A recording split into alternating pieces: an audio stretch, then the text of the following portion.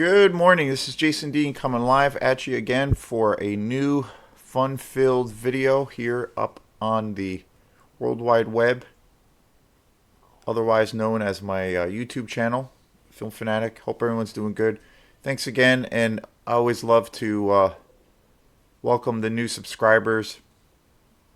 We're close to 300, so I really appreciate the love and the support, and people, more and more folks commenting on the videos.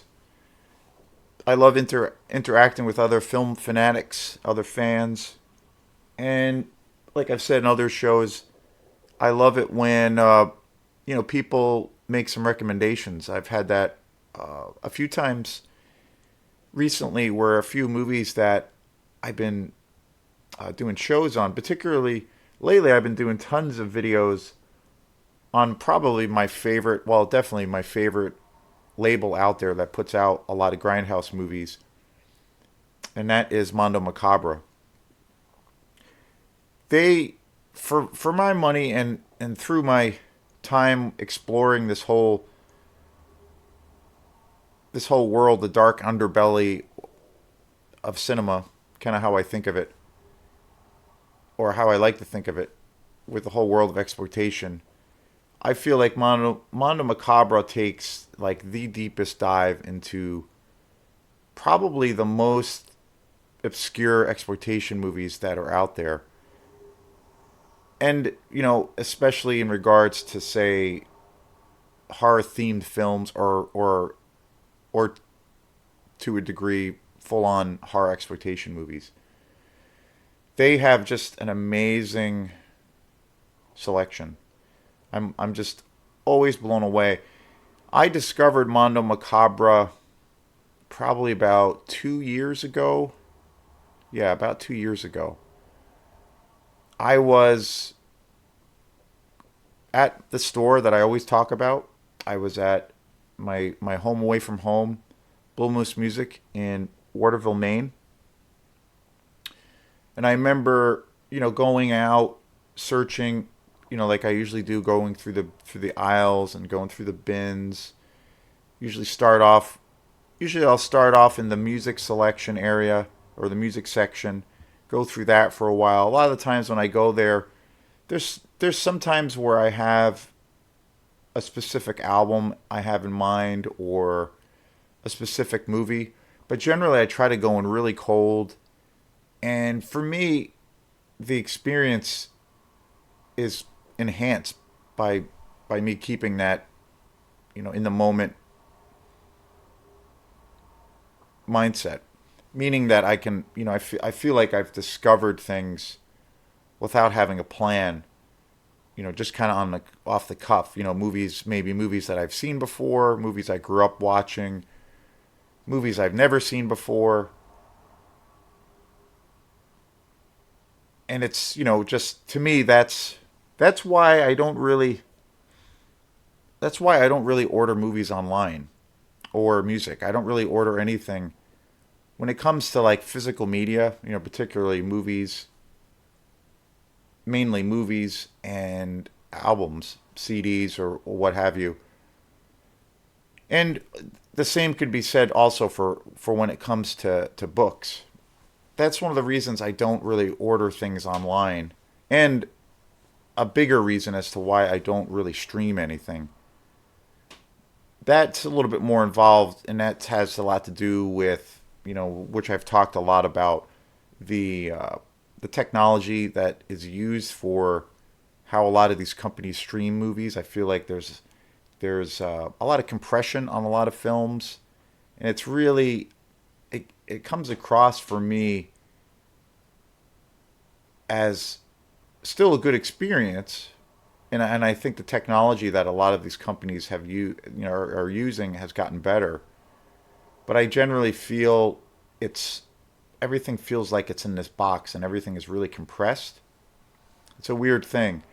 So from a technical side, as far as the sound design and the audio, the picture, all of those things, I feel like everything is so compressed in that kind of format, in the streaming format, that for me it's not really a way that I try to see movies. I just don't understand it. And I don't understand people's craving to see content that way. I think it's more of just the how easy it is, and it's very, it's accessible that way. You can, people watch TV shows, or movies, or whatever it is on their phones. So it's because of how easy it is to access, and a lot of the, and I guess in some ways it's cheaper, and you can like have it. You can have it quick. You can have it. I think we definitely, it's a thing in this culture. I've always kind of thought this way, but I feel like it's still very much a thing. But I kind of feel like in our culture, especially with media and content, and the amount of stuff that's out there, I feel as consumers, most people have this kind of fast food mentality, meaning they want something quick, they want something that will fill them up, and that is cheap, and that it's, just automatic. And I feel like that attitude, to a degree, makes up why people consume media the way they do. And I think, on the plus side, I think technology has gotten better. And I think some of these companies, one example, like I've talked about movies that I saw last year, because now we're in 2023, movies that I saw last year that I thought were really good. One in particular, and it was a big surprise, was the Hellraiser remake. I saw that on at a friend's house and we watched it, and that's a Hulu original production. That was a very big surprise. I enjoyed that movie quite a bit. I thought it was really good, and the technology I felt was better. It had a better, the pixelations, as far as the actual the footage, the way it was shot, the ratio, versus, if you watch a film like, say, on a nice, say, flat screen TV, or a nice TV with surround sound system, or especially if you see a film on the big screen in a theater, which I still feel that is the ultimate experience as far as having that escapist, experience. The ratio is like, films are made for that ratio. The letterbox format is very much a part of that. So you're actually, the ratio is totally spot on. It's designed for that. So you're actually seeing and hearing the audio, the visual aspects. You're seeing everything how it should be, and kind of in its natural, organic state. With the problem that I've always had with streaming is that, however the technology works that a lot of these companies use, is that it's really, really compressed to be able to format different people's, devices. Now there's, because multiple devices that people can watch things on. A lot of people watch movies on laptops or iPads or phones, even watches. So there's a bazillion ways now to watch content. So, a lot of these companies take that into account. So, but I feel like there is this digital compression used where the pixelation, the sound, all of those things is really condensed and muddy, and the levels overall are boosted to a point so it can be heard. But it diminishes the actual sound and how it was recorded and produced. But watching, and again, I think technology is growing at such a rampant rate. When you think, you know, just say 3 or 4 years ago, well, for me, a good reference point is just like 4 years ago, seeing where technology is now. It's, thinking of how things were 4 years ago, And just even from say being a musician, and from that perspective, on how I put my music out there that I write, or bands that I really like, bands that I seek out, how I try to access their stuff, or how I come across some of these groups or bands.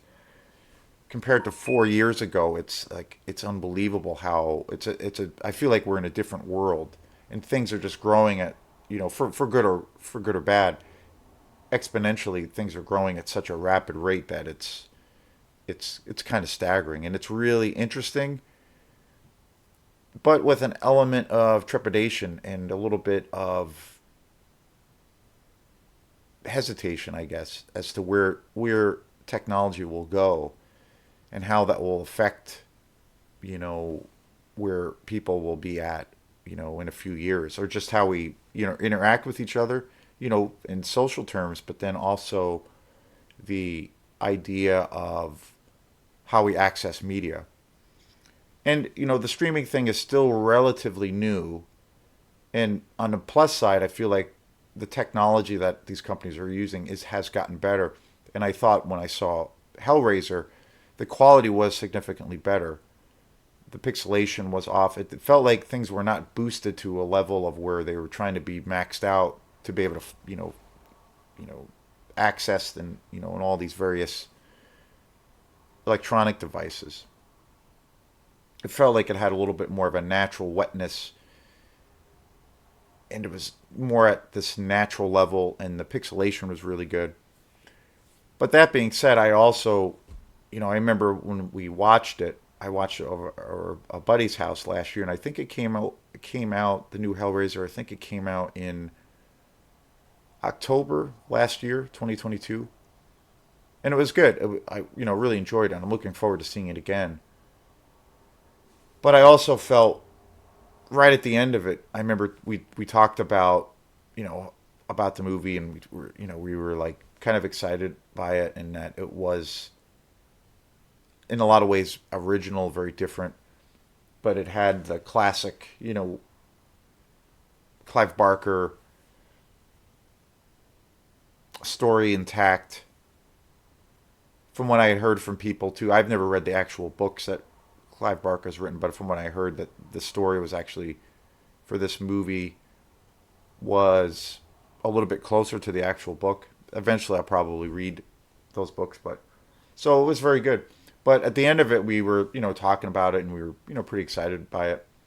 But I remember automatically saying, within seconds of our conversation, it was like, damn, I wish we could go see this in the theater, or I wish we had that as an option, because it would have been, a fully immersive experience, because visually that movie was very powerful, and the music was pretty fantastic. So there's always that. And I think it's being released on Blu-ray. It should be. I hope it is. And eventually I'd love to see it again. But we'll see.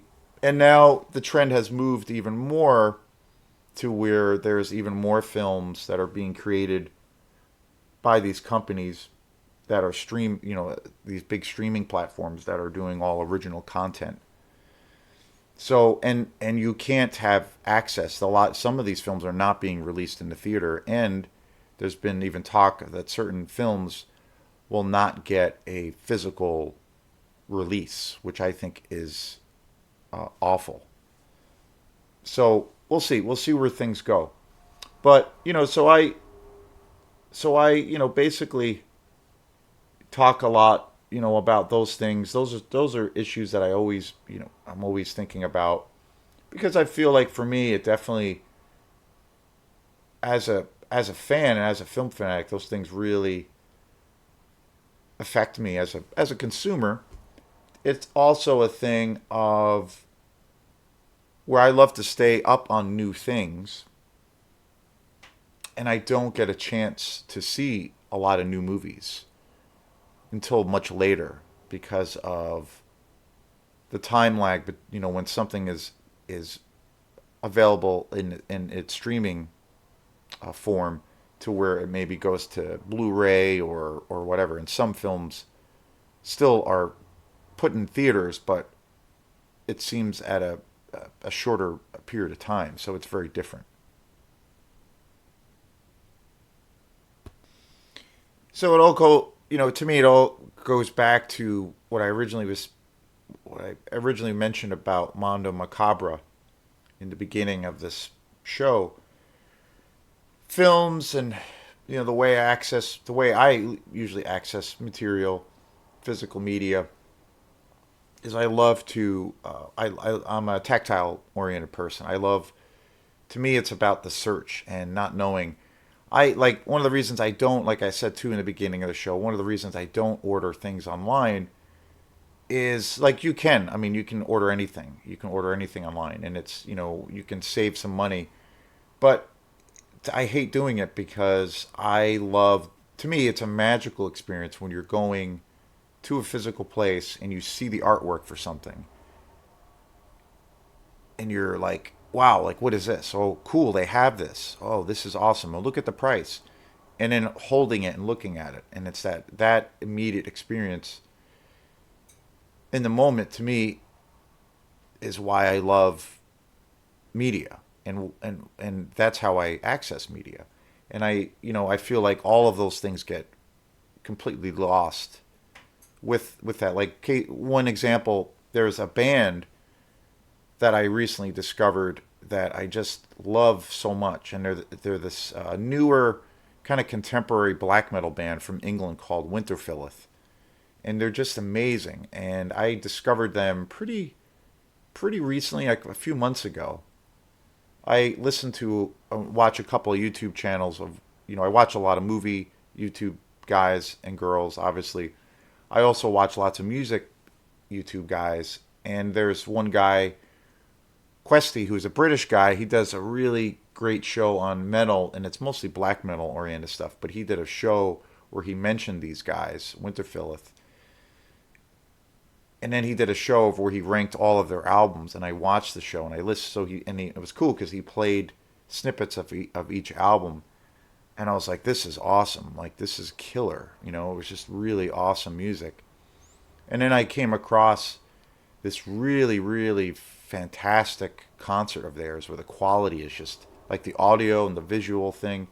It's like a 45-minute or an hour set that Winterfell played at this big metal festival, and it's amazing. And I was just like, this is awesome, and I've watched it a bunch of times.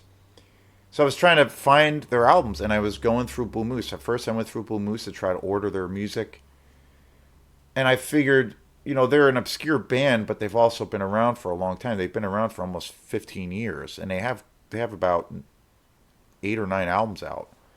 So they're known, but they're still kind of underground. But they have a lot of albums out, and they are, from what I gather, in those in the black metal circles, they're actually very, very popular.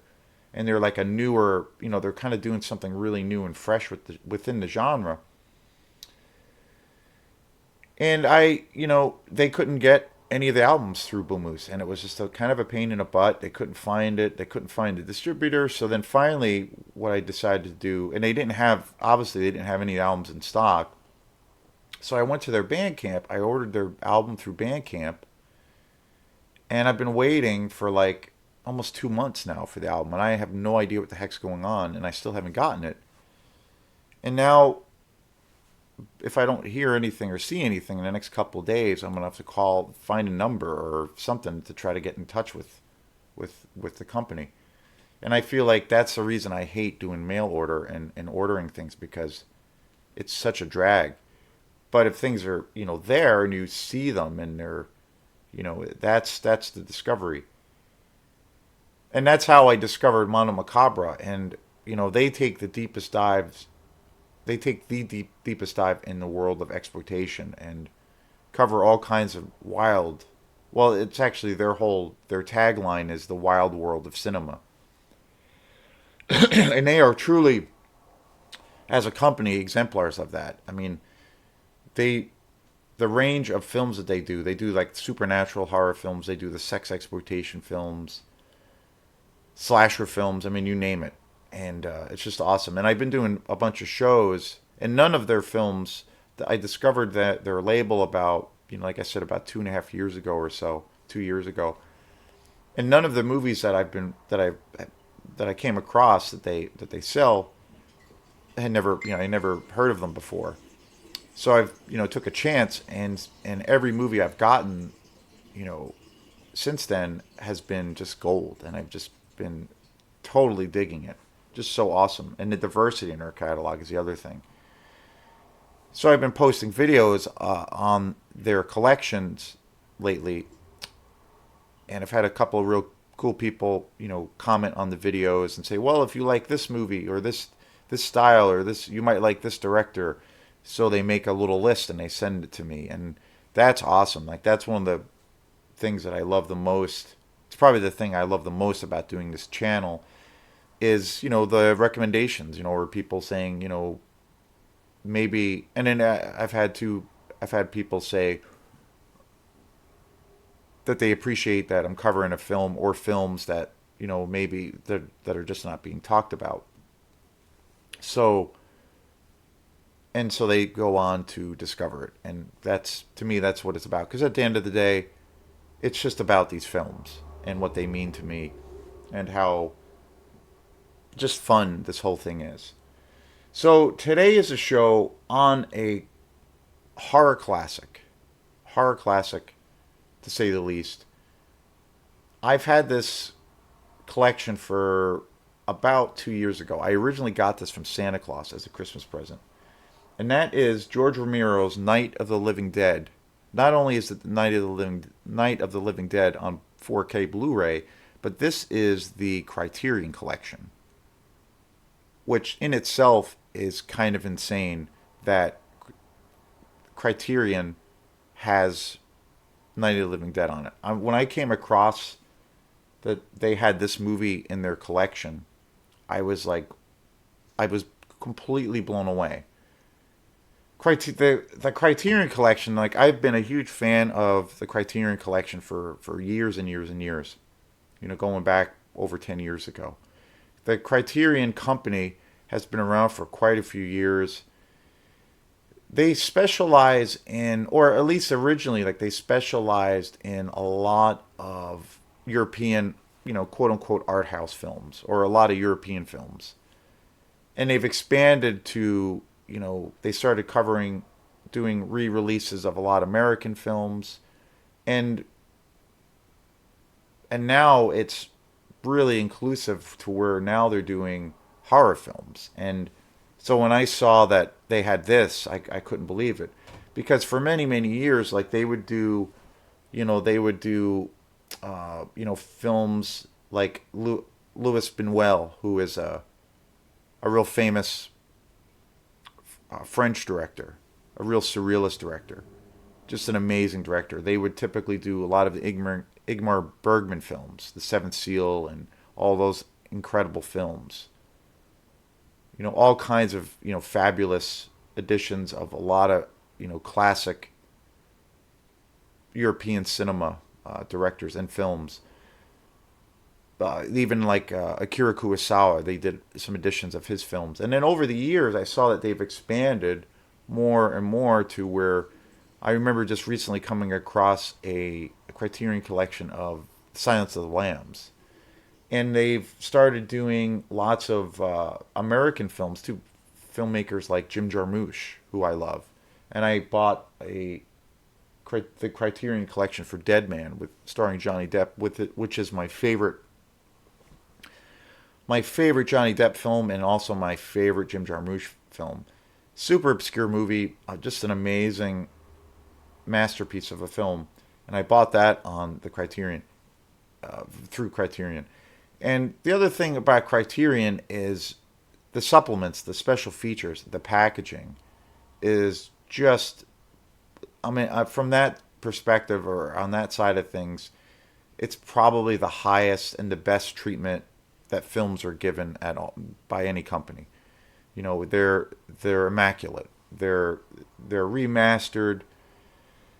Especially the last 10 years, now they've moved into putting out Blu-ray and 4K releases. But the thing that's so amazing is that they pack it with supplements or special features that are, just jaw dropping. Like if you're a fan of a particular film, they it's literally like going to film school. You know, you get exposed to, you know, whatever classic film it is that you're buying. You're getting exposed to, you know, all the nuts and bolts on how that film was created and the level of detail and the richness of, you know, the interviews. There's all these great documentaries. It's just amazing. The only downside to the Criterion collection, I have quite a few of them, but not a lot. The one big thing about Criterion, because they're such a specialty, you know, such a specialty kind of thing, is that they're tremendously expensive. They're really expensive. I mean, you're looking at prices that are, you know, a lot of them are like the starting price for, like, say, one movie in the Criterion collection is like $30. I've seen certain films, like now they have, the last few years they have put out all of David Lynch's films on through Criterion, and which is amazing. But I have seen some prices for some of his films to be almost like $70, and it's, you know, it's uber exclusive. There's a high demand for a lot of these films, and they only make, as far as I know, what Criterion does is they make limited pressings of a lot of these films, so they really jack up the price. And you know, for most of their of the time that they've been in existence, it's kind of catered towards fans of foreign films, you know, independent filmmakers, you know, things that are kind of considered to be, you know, art house films. But they've definitely expanded their the different genres now that they cover. So when I saw this, you know, when I saw this in the store, I just was like, oh my god. And then I remember asking Santa Claus for it, and I got it from Santa Claus because apparently I was nice that year and not terribly naughty. But this is truly immaculate. I mean, I would that would be the only way this could be any crazier after seeing this movie and buying and getting it on, you know, to be included in the Criterion collection would be to see like House by the Cemetery by Lucio Fulci, or even more so would be like the New York Ripper. Like that would be just completely insane. And you know, I think those movies are, you know, totally different, totally, you know, cut from a different cloth. But you know, I stand by that they're just as important. You know, I feel like Lucio Fulci is just as an important director as Stanley Kubrick or Kurosawa or Ingmar Bergman. I think he's, you know, his legacy is, you know, is incredible, and his his legacy is cemented in eternity. So when I got this, I was just floored. And the thing that's just amazing about this is the packaging. I mean, just amazing. It's got this incredible booklet. It is this is one of my favorite Blu-rays that I have, and it's 4K. But the packaging, it comes with this like giant poster. I mean, you really get your bang for your buck. And I didn't pay for this. Santa Claus got it for me, so I don't know how much Santa got it for. But it comes with this super cool poster. You know, press release articles. It's got the original write-ups about the film. I mean, just so cool. I mean, this is the kind of stuff you get for the Criterion collection. And it's got this awesome giant poster in it. I mean, just super cool. And that's just a poster. And, you know, it comes with a really sweet box cover.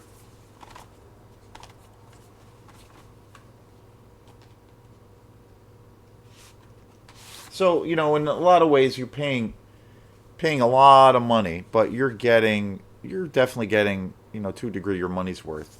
I mean, look at this artwork. It's just so cool.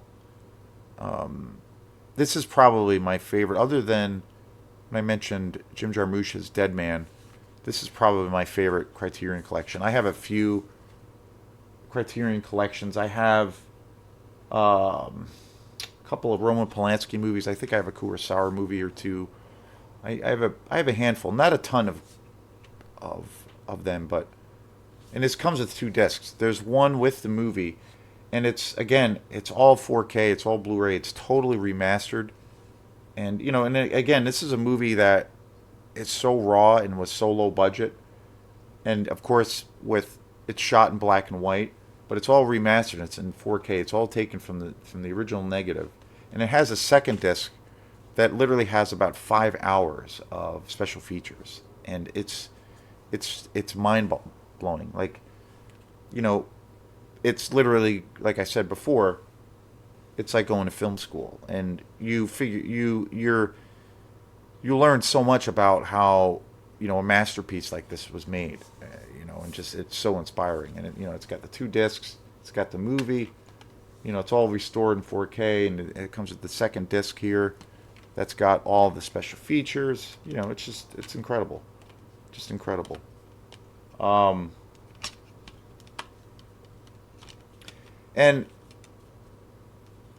it's so the genre of zombie movies is obviously bigger, probably bigger now than it's ever been. And it's hard to believe that this came out in 1968, which is just crazy, 50 plus years ago. And zombie movies are one of the biggest like subgenres in horror, if not arguably the biggest. I'm a huge fan of the Italian zombie movies. Probably, it's hard to say, but probably my favorite zombie movie of all time might be Zombie, which was directed by Lucio Fulci. There's a lot of great movies. I really love also The Gates of Hell, even though it's not straight up. It's more of a supernatural film, but there is zombie characters in the movie, and I kind of look at that as a zombie movie, even though it's got a lot more. It's got a lot more of a other elements in it.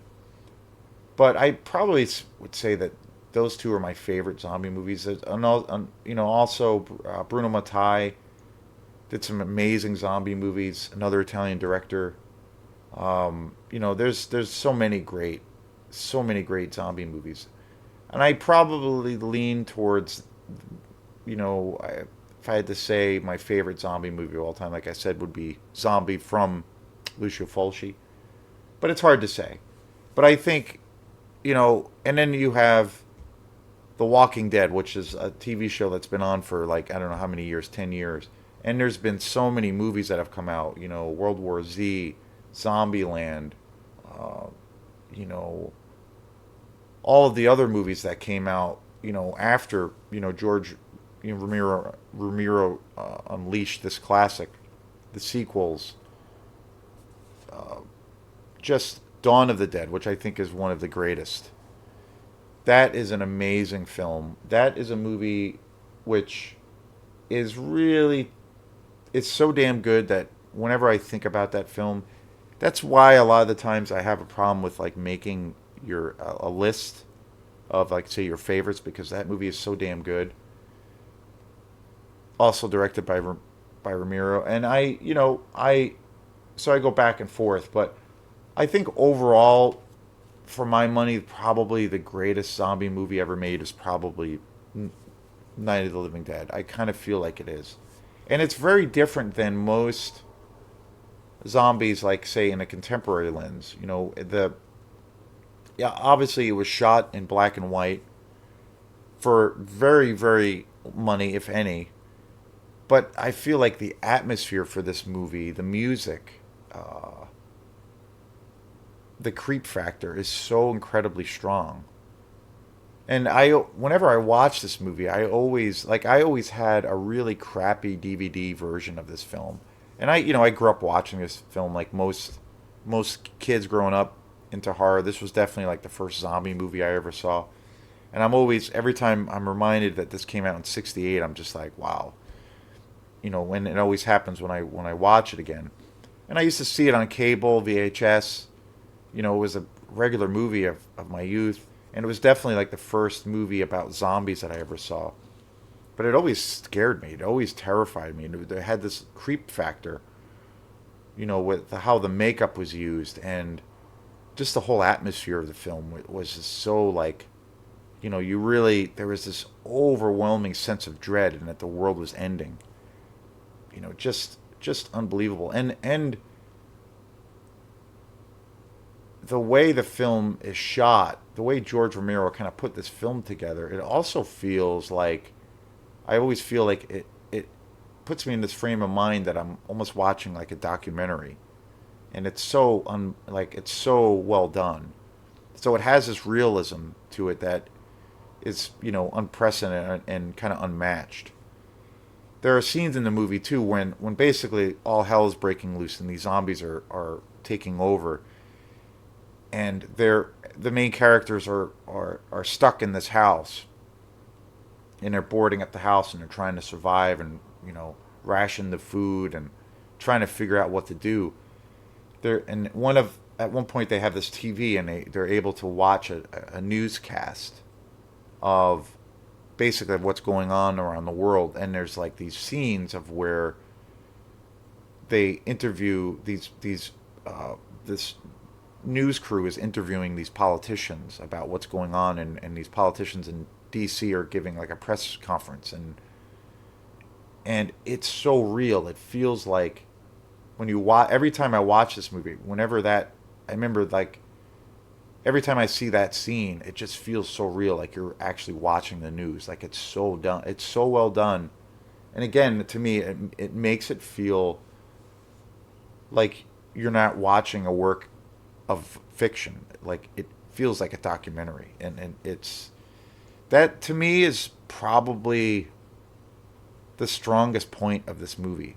I mean, typically, ever since this film came out, zombies, the whole kind of aesthetic or design of zombies has changed quite a bit. A lot more zombie films have become increasingly more gory, obviously.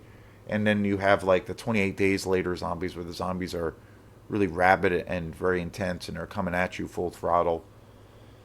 But I love the slow moving zombies. I've always been a fan of that. I do love the fast moving zombies too, but I love the creepier, slow moving, death like zombies more, because it's just, to me, it's more haunting. And again, the special features on here are just unbelievable. They're staggering. Um, it's so, and it's a whole disc that is about 5 hours long, and it comes with a new 4K digital restoration, and it was all supervised by George Romero, and also the co-screenwriter John A. Russo, who co-wrote Night of the Living Dead. It's got an interview with the sound designer Gary R. Striner and producer Russell Striner, and they basically used the music that they used for this film too is just amazing. Like they basically got access to this music that was at like the local library because their budget was so small. They talk about it a lot in here, and I am a huge fan of this soundtrack. But Gary Steiner talks about how they got this, essentially they got this like public domain music that they used because they had no budget. They got this public domain music that they used from the library, their local library where this film was shot, and they just made like a sound collage out of it. And it's incredible. Like it's amazing. And it's got some really great interviews on here with some like more modern directors, and how they talk about on how this film basically changed their lives and really inspired them. Um, Interviews with Frank Darabont, who is also the director for The Walking Dead. He also did The Road. Really great director. Guillermo del Toro is also on here. Amazing director. Pan's Labyrinth. Incredible. Robert Rodriguez is also interviewed. Um, it's just so great, so great. And one of the most interesting things about this movie is originally the original title of this film was going to be Night of Anubis, But when it was picked up by a distributor, they decided to change it because that name sounded, I don't know, too esoteric, which I think that would have been a better choice. So the title, last minute, was changed to Night of the Living Dead, and originally it was Night of Anubis, which I think is super cool. And there's a really great documentary on here also with George Romero and John Russo about how essentially they started their own production company, and they were guys that were doing commercial work. They were doing you know commercial work for companies, short little movies, documentaries, and they worked their butts off for quite a few years and putting together this pool of money. And their goal and their dream was to kind of create their first full length feature. And the documentary where George Romero and especially John Russo, they're talking extensively about the development of their company that they started, and how they were hell bent on pulling all this money from their various commercial projects, working for different companies doing commercial work, but their goal was to create their first full length feature, and that was Night of the Living Dead, or Night of Anubis. And it's amazing. It's a real inspirational story on how these guys, these two artistic geniuses had no resources, and nobody was cutting them any checks, and so they were building they built something that changed the face of cinema forever. They built this thing out of nothing, and they had no resources. They had nothing, and it's a really inspirational story. And I think it really is inspirational just in general for people, but people who are, say, in the arts, that are doing things independently from, like, say, a Hollywood system. I mean, it's truly an inspiring story. I've always felt like this was definitely one of the most interesting and kind of thought-provoking documentaries about how independent artists can create something from nothing. And then also, who I've talked about before, another guy that I really love a lot is Larry Fenderson, who is an independent filmmaker, and he started his own company, Glass Eye Pix. His whole story is just amazing. He's the guy who kind of brought about Ty West, and I always think of these two stories as being super, just giant sources of inspiration, as how, you know, creative people, in the face of tremendous adversity, how do they create something from nothing, but then bring about what they want to see or hear, and bring about a product that they're proud of, and that actually makes an impression, or builds a name, or starts a brand, and leads to a legacy. And I feel like, well, especially with this movie, Night of the Living Dead, like, they built a brand, they created a legacy. And this film, obviously, I think easily is, you know, one of the most iconic movies ever made. And I think that this single-handedly changed horror, completely, and especially within the zombie genre. And 68, it's crazy. And seeing, like, I've like, again, I saw this movie a bunch of times when I was a kid. See it on VHS, and it was on cable a lot. And for years, I've had this on DVD, but it was always a pretty crappy transfer. And literally, when I got this Criterion collection, it was literally like watching it for the first time. Like, it is unbelievable, like, how beautiful it is. Like, it gave me a whole new respect. It's like, it's a profound experience watching this on in 4K. And yeah, this is one of my most prized possessions in my collection. Like, it's totally worth it. So yeah, I highly recommend, if you get a chance to see this on at 4K, it would be super awesome for you to do that. just amazing. So, yeah, 1968, classic for the ages, one of the greatest horror movies ever made. A movie that changed cinema, not only horror, but films in general. It elevated everything. It raised the bar. I felt like when this movie came out, considering how old this film is, it really raised the bar so high. And I think even now, when newer horror films, for that matter, and especially zombie movies, this is always like the reference point. Like this was the movie that, is the I feel like out of that style or genre, super low budget, gritty movies, exploitation movies even. This is, this was a watershed moment, or like a point of the apex. So yeah, I can't recommend this enough, especially this edition. So thanks again. This is Jason Dean, and we will see you next time. Peace.